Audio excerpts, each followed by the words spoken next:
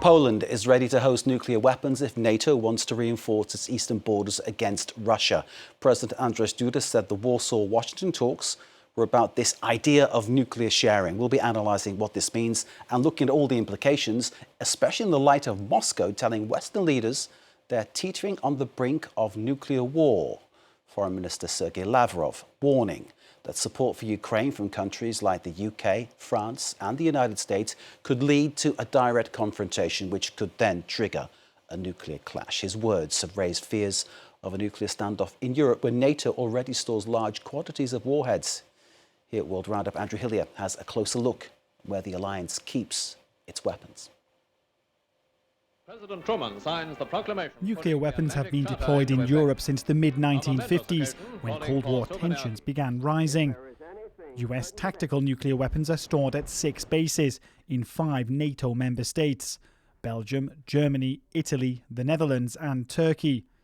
As for France and the UK, the other 2 nuclear-armed NATO members, they have their own stockpiles and don't host US weapons. But the number of weapons stored across Europe has gone down dramatically since it peaked in the 1970s, at the height of the Cold War. Back then, there were more than 7,000. Thanks to arms control agreements and the fall of the Soviet Union, that's now dropped to roughly 100 US weapons, according to analysts, closely guarded by US military personnel. The UK is thought to hold more than 200 warheads, whilst for France the figure could be almost 300. Despite the end of the Cold War, significant stockpiles of warheads remain in Europe. Critics have questioned the need to keep the weapons on the continent, but proponents say they're an invaluable military deterrent in the face of Russia's massive assault on Ukraine. Andrew Hilliar with that report. Let's bring in Kristine Berzina, who is from the German Marshall Fund of the United States, joining us live. As always, Kristine, great to have you on the programme. We heard our reporter, Andrew Hilliar, talking about the end of the Cold War, but in many ways, with the language we're hearing, it's as though the Cold War never really ceased to exist. Well, I think that's right. If you look at the posturing that Russia is doing right now, and the ambitions it has to effectively reconstitute the Soviet footprint that Russia had, then Cold War rhetoric is not out of place. And so you look at what Russia is seeking to do, its actively aggressive invasion in Ukraine right now, the nuclear brinkmanship that it has already been engaging in for these over 2 years of this particular war and this massive invasion, it makes sense to talk about nuclear weapons right now. In many ways, it is a return to the Cold War era of strategic thinking around the nuclear deterrent. It is something that NATO countries must be thinking about very seriously. That is a conversation that happens in Washington, but very much also in Britain and other European countries. The era of nuclear weapons being irrelevant has seriously passed. Indeed, that plan that you mentioned of Vladimir Putin's to re-establish that Soviet footprint is very much outlined in a document on the Kremlin website, which anybody can read in Russian or in English. It's there in both languages to appreciate and understand precisely what he's planning to do and what would like to do. And do you feel that really European states haven't taken it seriously enough until now? This is something, perhaps, if you think back to what happened over Crimea, there was a lot of condemnation, a lot of words, but no one really seemed to take it as seriously as perhaps they should have. Crimea felt more isolated, and then for an 8-year period, it did appear to be isolated until you had the full-fledged invasion in 2022.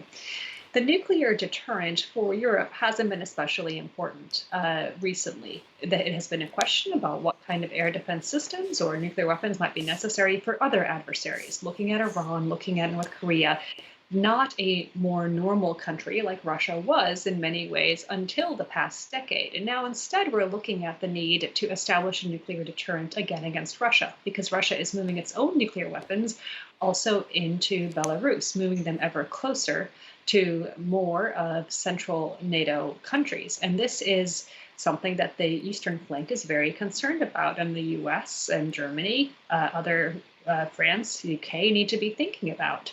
What does a nuclear deterrent mean for Russia? This is something that Russia takes extremely seriously. Russia attempts to say, no, don't do anything. You're risking nuclear war. But those who are most actively brandishing, saber rattling with nuclear weapons is in fact Russia. This is an important message that they do take a nuclear weapon on the other side as something very serious. And very often, Russia's assumption about what the West's strength is strength in words and not strength in actions or in military support. So this week, when we have seen the passage in the US Congress of the House aid bills, we are seeing much more serious consideration in the European Union level of sending air defense system and other arms more quickly to Ukraine. The 1 million artillery rounds that are coming through the Czech and French initiative, all of this is happening. And what we're seeing more than from the NATO side is action. And an action is something that Russia takes extremely seriously. And the nuclear conversation now, with President Duda's declaration that he would be willing to host NATO or US nuclear weapons on Polish soil, again shows the seriousness of the NATO commitment to the protection of NATO territory. President Duda, Kristine, citing, as I know you know, but I'll say this for our viewers, citing that Russia is reinforcing Kaliningrad or Königsberg, choose which name you wish, and of course moving its nuclear weapons into Belarus. Duda saying this is a clear menace to NATO's eastern flank, to Europe.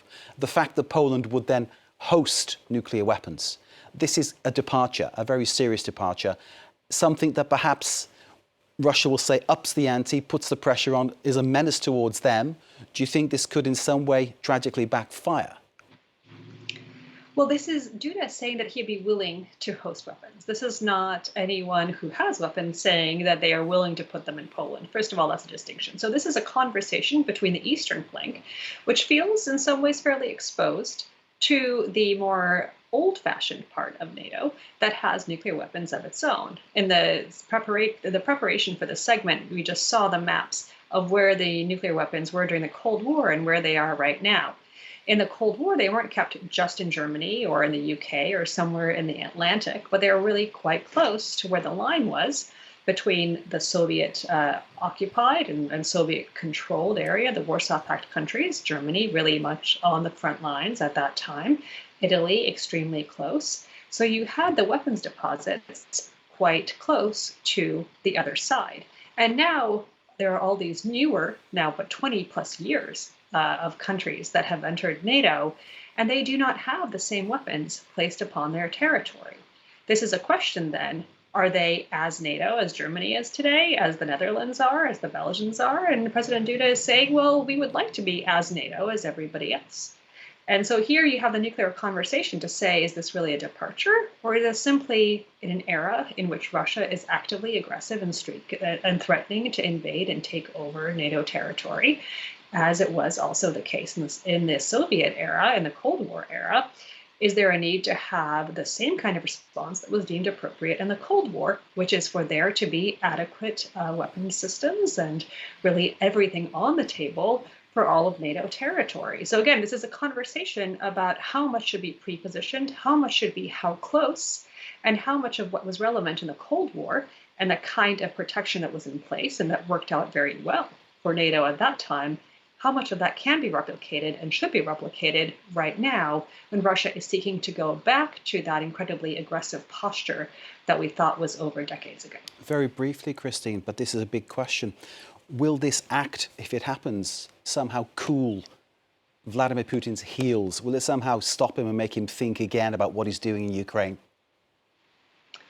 Ukraine is one thing, and Russia feels very strongly it cannot lose and cannot stop in Ukraine.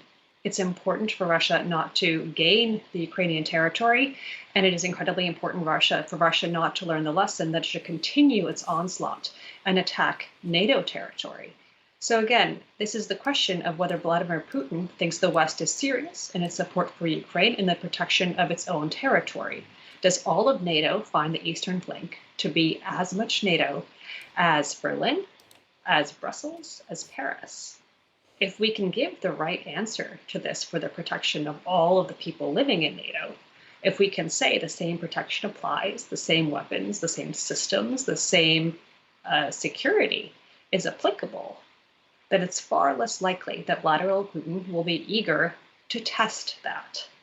Because if it appears to be a gray zone, if it is not adequately resourced, it's a temptation for Putin to push further.